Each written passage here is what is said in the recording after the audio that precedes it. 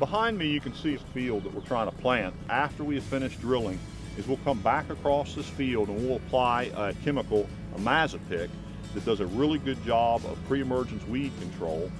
And when we apply that material, it gives us the opportunity to tank mix some glyphosate in there, which we can use to clean up the rest of the material that's here. And we've got pretty good control here. What you see here, some of this particular green, is some of the native grasses that did take last year. The particular herbicide that we used did not harm these plants, but it did kill a lot of the competition. So we're going to use a no-till drill, which will cut through this thatch and put our seed where we want it. We don't want thick thatch when we're planting native grasses. The drill will do a really good job of slicing through this relatively light thatch.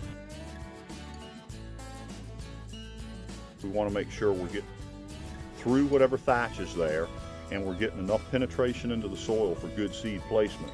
We don't want to be too deep, we don't want to be too shallow. We're looking at about an 1/8 to 1/4 inch depth. So we have just started in this field and we're going to adjust the depth on this drill. In this particular drill row, you can see where the seed has been falling, and we can see some seed up on the surface of the ground. And with native grasses, we're not too concerned about that. In fact, we want to see a little bit of seed on the surface of the ground because that sort of reinforces to us that we're planting shallow. Now right here we see plenty of thatch, and the question is, have we done a good job of cutting it and getting the seed placed?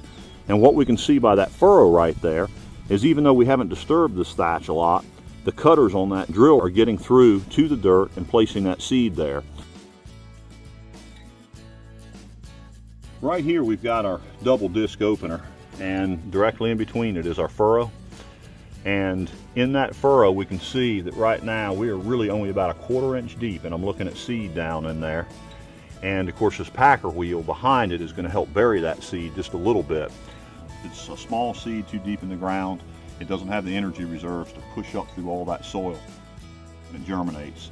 So again, we're looking for very shallow seed placement, about 1/8 to 1/4 inch. Some people ask me, why not just sow it? And part of the answer is that yes, you can sow this seed, but the advantage of using the drill is you get a little more consistent seed soil placement. That seed is down into a little bit of dirt and has good contact with that soil and can preserve some moisture. If we sow, we generally want to cover it somehow with a cultipacker or a very light disking perhaps. If you're interested in learning more about native grass forages, go to the Center for Native Grasslands Management webpage or to utbeef.com.